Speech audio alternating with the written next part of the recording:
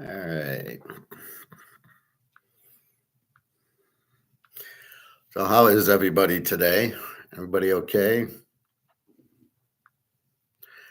I am fine. I was up late. I got up and slept in a little bit.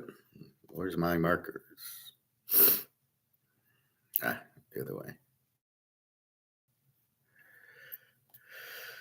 So let's see. Gold really doesn't move until about 8 o'clock tonight. Yeah. So it's still 23.90. Silver 28.67. We saw Mark McGuire and Egon yesterday.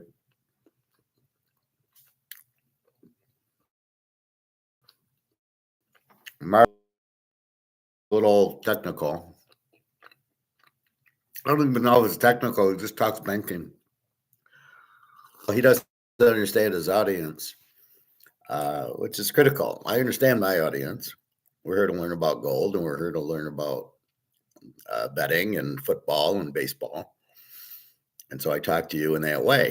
He talks ring fence casino, and you're like, and maybe he's trying to get it so we can understand, like chips in the casino, but it really doesn't make sense the way he says it. So we think about the casino, but not all there. Anyway, I think we're going to see silver go to 30, and once it gets over that, it goes to 35, and then once it gets over 50, it's gone. Right? It's going to go to the moon because the checks of the derivatives of J.P. Morgan and the paper gold and silver won't be there anymore.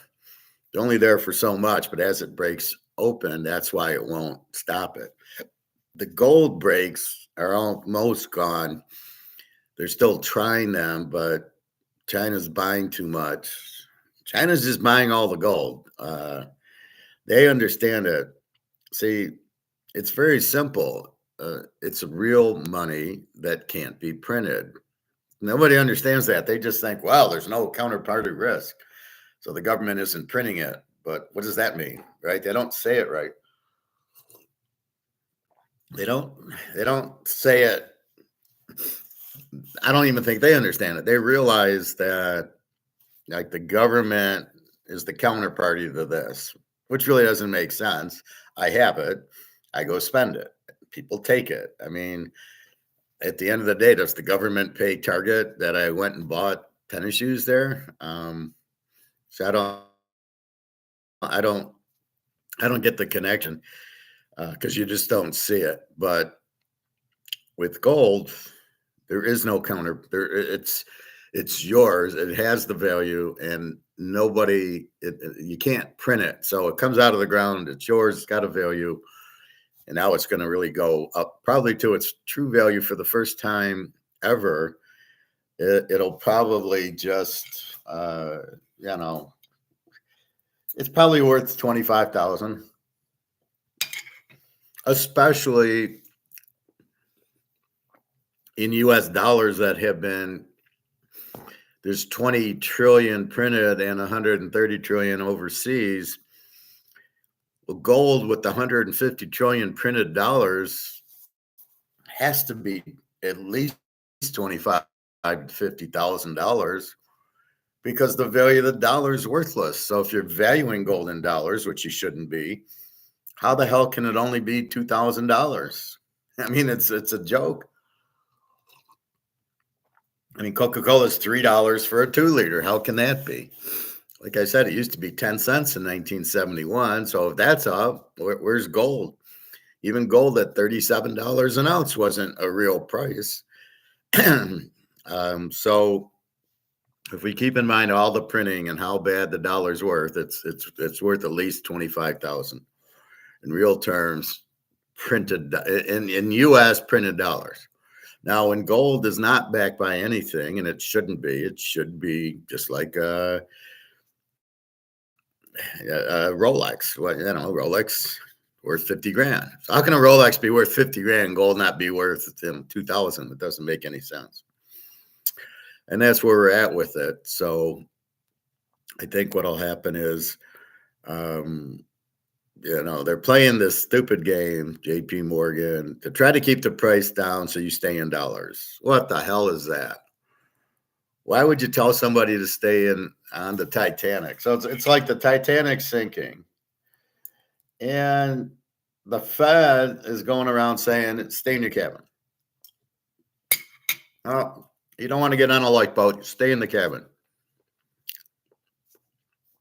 And that's exactly what they're doing. So that's the thing. So gold can't be printed. That's why it always has the value. And these derivatives to keep the price down so you stay in dollars is just ludicrous. I don't know. Does it work? You're getting $100 million of gold bought at Costco. Is it really working? Do people not realize to get into that? Now, I don't know who's buying it. Is it big? Well, you can only buy, it's got to be a lot of people because you can only buy 2 ounces apparently online. So you can't even go into the Costco and give me 100 ounces. You got to go online and go, give me 2 ounces. And it's probably now 2,500 an ounce. It's 5,000. But you can only buy 2 is what I heard from my guy at the coin store. Because I go to the coin store. Why would I go to Costco? So that's where you're at. I was watching this Yankee Doodle Dandy guy. I really don't like him. He doesn't know what he's doing. He's a nice guy, I guess. People like him. And he says, the guy says, well, is the gold price going to keep going up? I says, well, it should correct. What do you mean correct? It's not even close to the real value. Why would it correct? Who's going to sell it and get back on the Titanic? This is the problem when you listen to people who don't know what they're talking about. Now, to quote my cousin Vinny, I know Bobby likes that movie, and I do too. There's the scene when they're questioning if Vinny should still be the attorney. And Vinny says they're in jail with the Karate Kid, and Vinny goes and says, I know I can do it. They're trying to pull the wool over the eyes of the Scambini. Or Gambini. So he shows him a card and he says, well, it looks like a brick and it feels like a brick. And, he turns it over and then he turns it sideways and he says, but at the right angle, you can see it's not a brick. And that's the case. And that's the case with the gold. People, you're trusting somebody because he might be nice. You might think he's smart. But when you make that comment, okay, so what I'm doing is I'm the truth, let's say. I'm Batman, so I'm telling you the truth. I'm not going to tell you I'm going to tell you what's really happening. So why would there be an adjustment?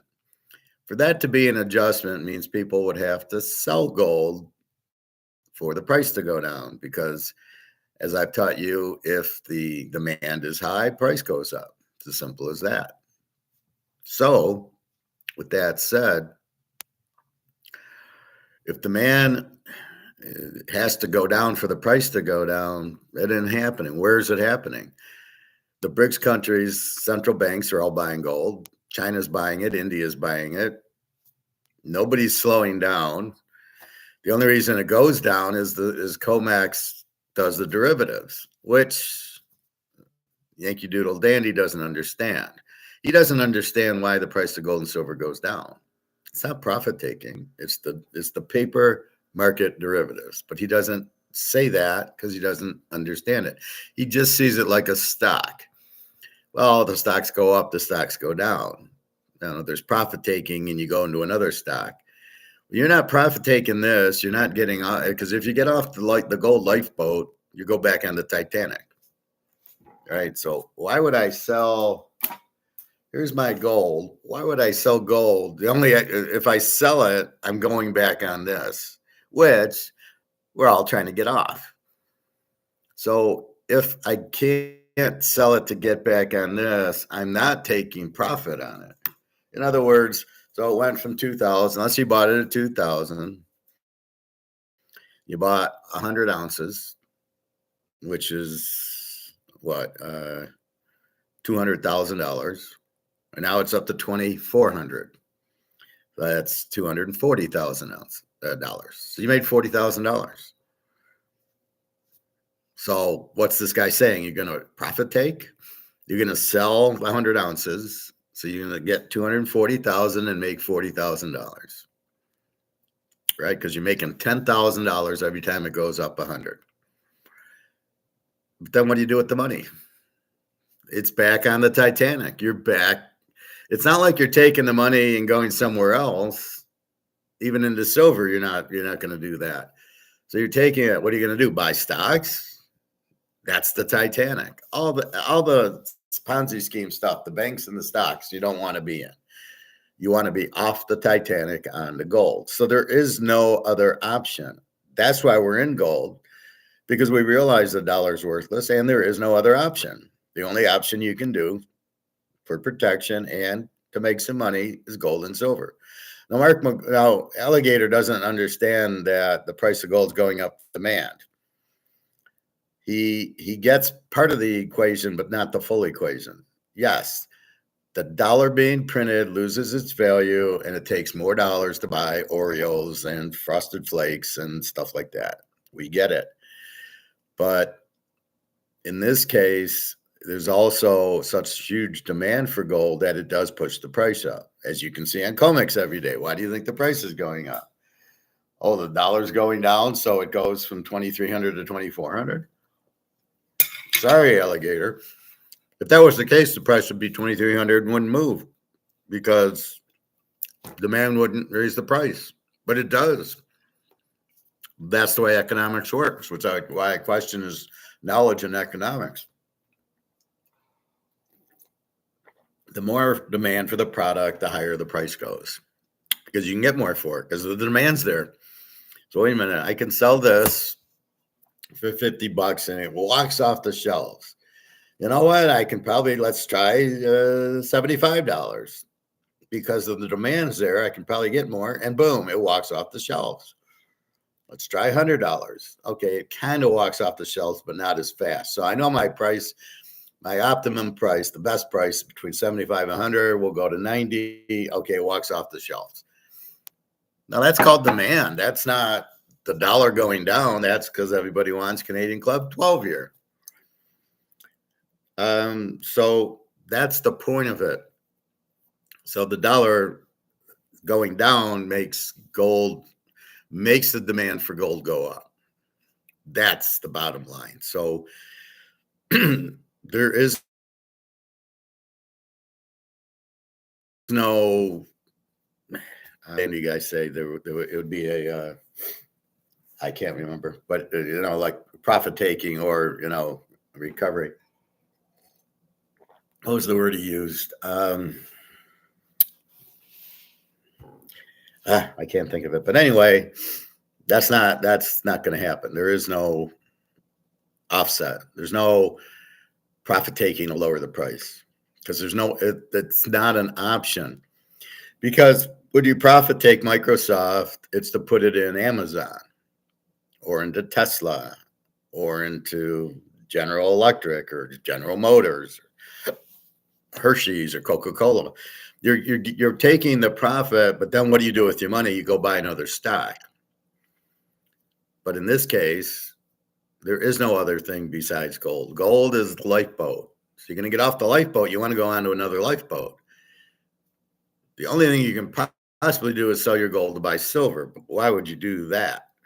Gold moves at $50, $60 a day and silver goes up 25 cents, as I said. So why would I go into silver? And silver is cheap enough where I can just buy more silver. I don't have to sell gold to buy silver. However, you're going to do the other. You're going to go sell 10 ounces of silver to buy gold. I know that's what I mean. See, there's a point where, you know what? Gosh darn it, it's $10,000 an ounce for gold. I can't afford it anymore. Well, it's hard. I'm going to buy 1/10 of an ounce or quarter ounces. Quarter ounce, 2,500. Okay. But you don't have to. You take 10 ounces of silver and you give it to, silver will be 1/10. So gold's 10,000, silver should be 1,000. It should be 10 to 1. And then you take 10 ounces of silver, $10,000, and you buy the gold. And I would do that. I would do a lot of that. At the end of the day, it's the gold standard. Gold is king, and you're gonna. Okay, so that's why there shouldn't be a correction. That's what he's calling it. There shouldn't be a correction in gold. It should just keep going up. But you got to understand what's going on. People are realizing the dollar's worthless, so they're dumping the dollar, and that's what BRICS is doing. That's what the central banks all over the world are doing, is they're dumping dollars for gold. China, Japan, everywhere, Africa, they're all dumping dollars to buy gold. So if you're doing that, gold's the only lifeboat. How do you profit take it? And why would you profit take it? No, I know some people, I go in and he's got, 7 or 8 ounces of gold. It's all from people coming in and selling it to them because it's at the all-time high. What they don't get, that's the all-time paper high, not the all-time physical high. It's the all-time paper high for gold is 2,400, but yet it keeps going up every day. Keep going up. If it's the all-time high, well, what's causing the all-time high? Now I'm going to get Stoic on you. Stoic says, why? So I use these in my interviews, right? We budgeted $1 million and I had 0 actuals. So I said, why? And I'm explaining me. This is my thought process. If I got $1 million and it's October and I got 0 in the account, I'm wondering, how the hell did we budget $1 million? Why? If we're not hitting a different account without a budget, and here's 700,000 without a budget, then I quickly look and I go, oh, that's where it's supposed to be. It's going to the wrong account. So I'm seeing the problem and I'm asking the question and I see it. And then I told them, so I went into the PO and changed the account and did a reclass journal entry. So I'm showing them I can do an entry, I can reclass, can change POs, and it's the account that's screwed up. And I fixed it, and then it was fine. And then no more variance explanations, no more $1,000 and $100 and $1 million with 0. All of a sudden, everything was clear. I asked the question why. I dug in, I found it, and I changed it. This should be Daria. I sent her money for clothes.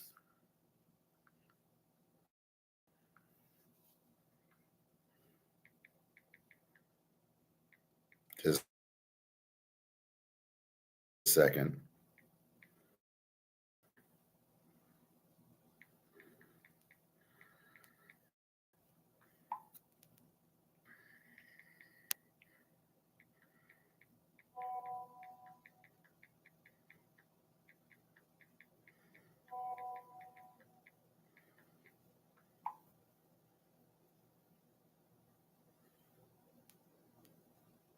Hmm.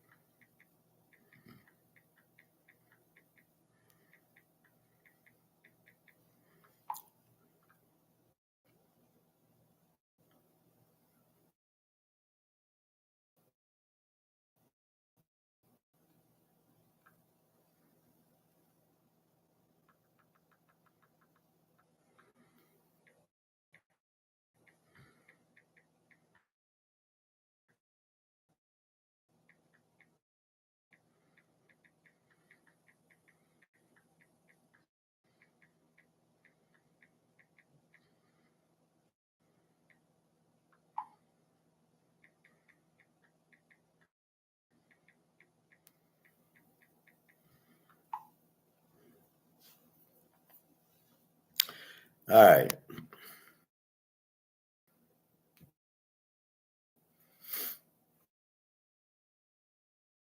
So that's what being stoic is. Stoic is a way to solve the problem and ask the problem. Hey, Greg or John. I was just talking to Daria. She's off on the Sunday, so I sent her some food money. So I hadn't heard back from her. So I sent her my picture. Says I send you some food money. So I PayPal it, and so she finally saw the message and responded. Or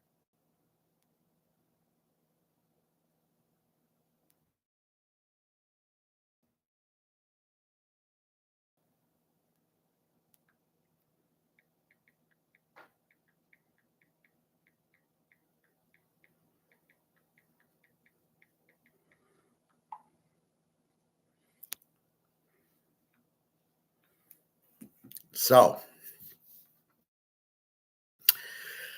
that's her thanking me. So that's good. So sometimes it's funny because I'll see she's online, but I don't understand what's messages are green. So I'm going or only when you respond. So if I say hi Daria, then all her messages turn blue. If I look at them, they're still maybe green on her end because I haven't responded to her. So I'm not really sure the way it works because it's confusing. Like, why aren't you looking at my messages? So anyway, so that's her. So now she can eat. I told her we're waiting on the 3 interviews, and we'll go. Anyway, that's what being stoic is. So when Yankee Doodle Dandy says, "Well, it'll probably be a correction," the correction's happening is the gold going up. That's the correction from all the price fixing that J.P. Morgan's doing. That's the correction. That's what's correcting. So the price going up is the correction, not the fact it went from 2,000 to 2,400. There's what kind of correction is there? Who's stupid enough to profit take? Oh, I'll get it. Yeah, but okay. So if I profit take, so I made $400 an ounce. So if I had 5 ounces, I made, you know, um, I made 500 times. I made $250 or $2,500. What's the profit take? What? But then I don't have the gold anymore. Now I'm back in the dollar, which is what I'm trying. If you understand the concept, is to get off of the Titanic things to buy. You're not buying stocks, bonds, real estate trusts. Why would you um, sell it? What kind of there is no profit taking. There is no correction.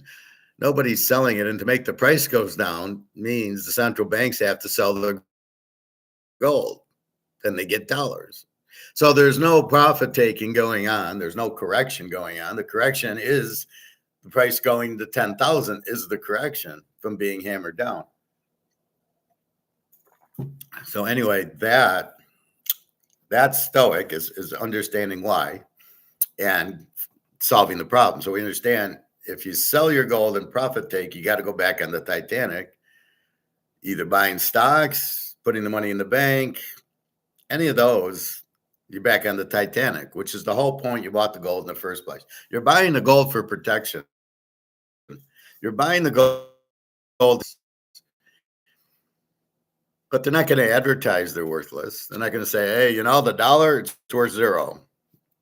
The euro, it's worth zero. The British pound, it's worth zero. They're all bankrupt. But they're not going to say that. So what do? Do you just trust that it still has a value, or do you understand it being stoic going, yeah, I guess they printed them all to death. They're not worth anything. So the real key is that you understand that and know for yourself what's going on. And that's really what I'm trying to help you understand it. But come to me and I'll answer it for you anyway. It's worthless. So you're really getting out of something worthless. Well, you can't. Now, here's the confusion. Well, wait a minute. I just went for a nice steak dinner with my wife, and the bill was $100, and I used the cash to pay for it. How can it be worthless if I can go get a $100 steak and pay for it? He took the money, so that means it's worth the $100. Here's where the plot thickens. He takes the 100 because he still thinks it has it, because that's what he's charging for it. So in the beginning, his $30 steak went to $40, went to $50 as his costs go up. So he's covering cost. When did it happen in Nazi Germany? In the 20s. Dollars, which are equal to $1. Once it loses that value and you need that much, then people realize it's worthless, and we're getting there.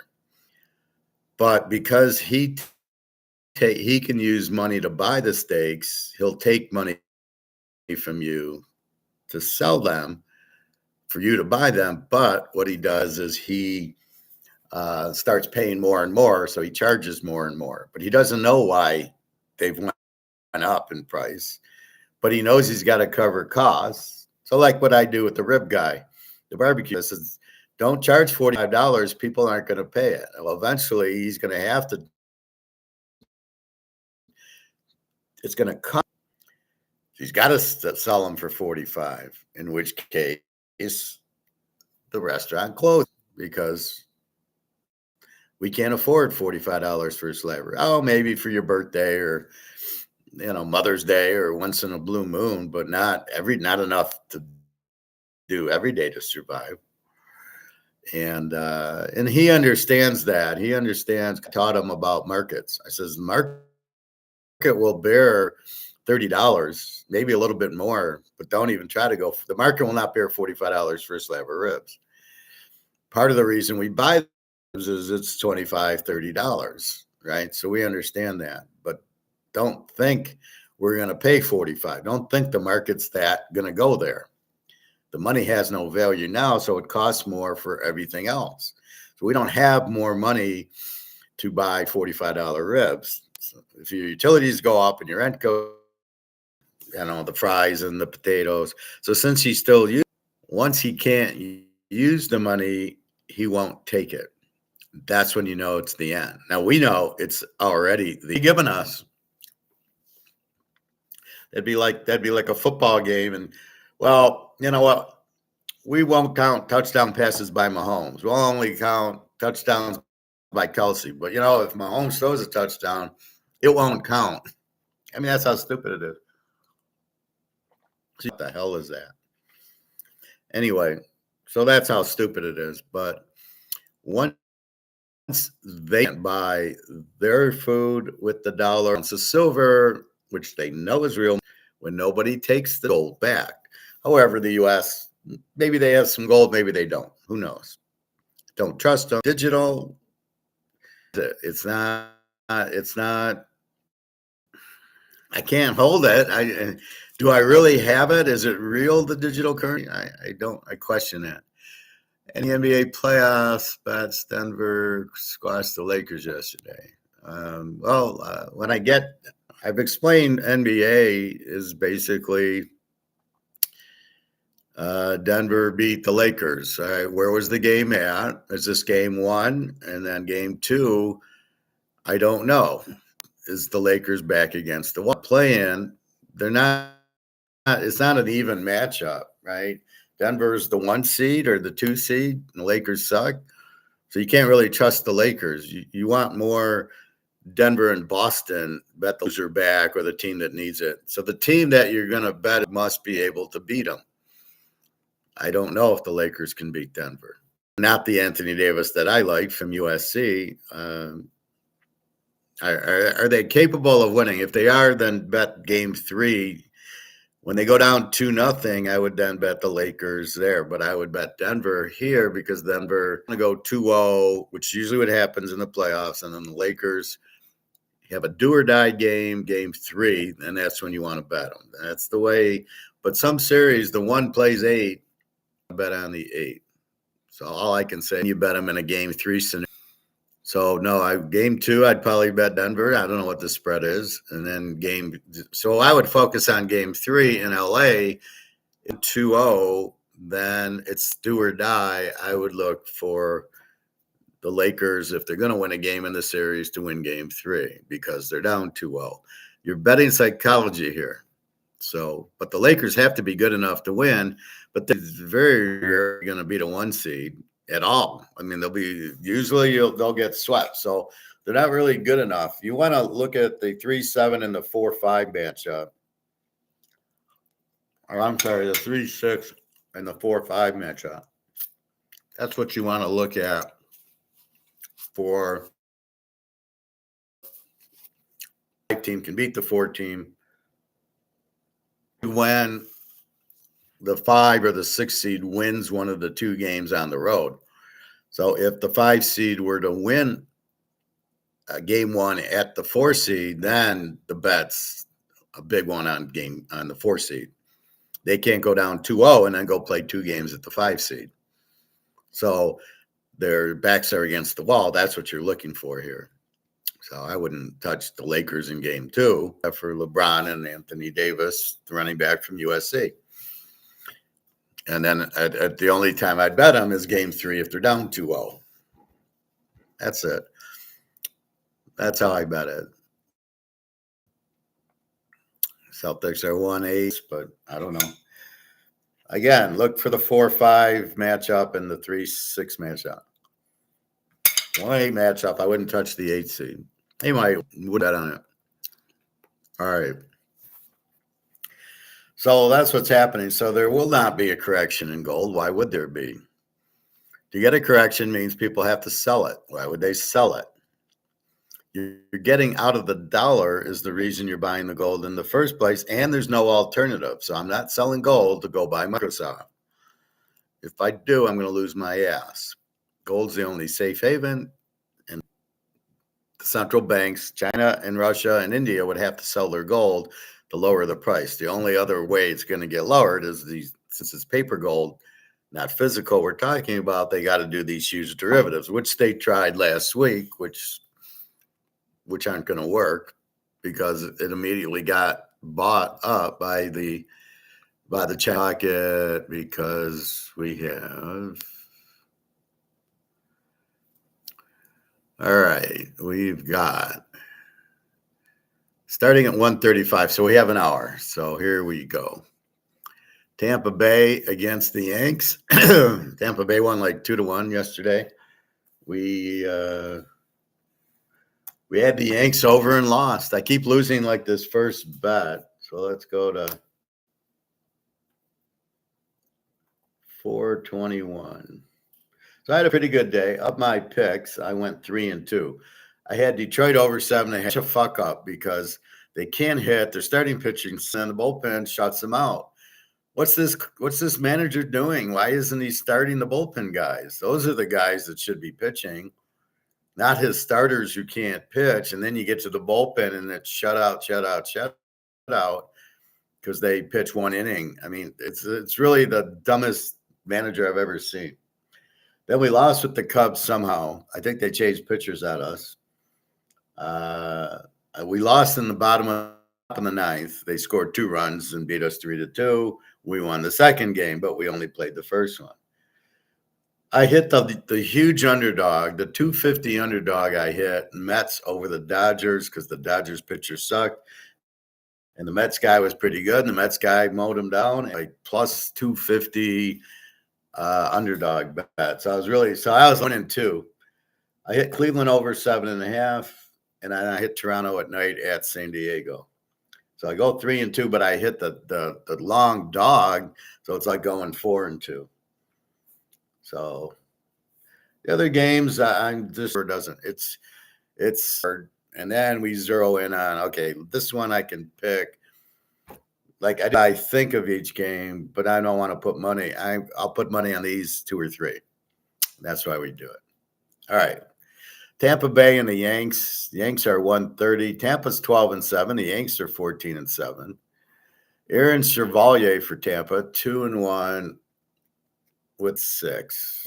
I don't know what it is, Tampa or Cincinnati or something.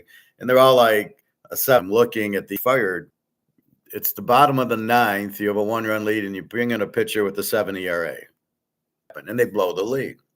The other is when they lead off a guy hitting 150. Now, I managed my daughter's fast pitch team. And my first 3 hitters were good. My 4th hitter was my power hitter. I wanted them up as many times as possible. I didn't want them. So the key is you put your best hitters up at the top of the lineup. Your first hitter's got to be a 300 hitter, as is your second, and then your power hitter bats 4th. You want them up 5 times in a game versus 4 times. Why would I want to bet? And I'll say this, they'll bat a 300 hitter 8th or 9th. What are you, out of your fucking mind? You got to go to management school to figure out how to manage a baseball team? Yeah, but our first hitter hits 087. Yeah, so that's good. We get 4 outs with them. Well, it's an average. Yeah, well, the average says they're not going to get a hit. Otherwise, their average wouldn't be 087. So I'm noticing that. So I'm going to start like writing that down. Who's got the bad bullpens? Because that makes games go from under to over, right? If I have a bad bullpen and it's 3-2, and then they bring in the pitch, then there goes my under. And it did again to it. The Tigers won 4-3. Why you pulled the starter? Oh, he had 100 pitches. I don't give a fuck. He's shutting them out. They get 1 run. They can't hit him in the 8th inning. He's pitching the 9th. There's no law against 120 pitches. What is wrong with it? We're saving him. For what? He's going to play on another team next year. Wow, freezing, bad, TK, reset your internet. Basically, it's YouTube. I've been noticing that. So, okay, well, let's do baseball. We'll end it, and we'll do baseball. All right. It's not me with the issue. It's fine. I can see myself.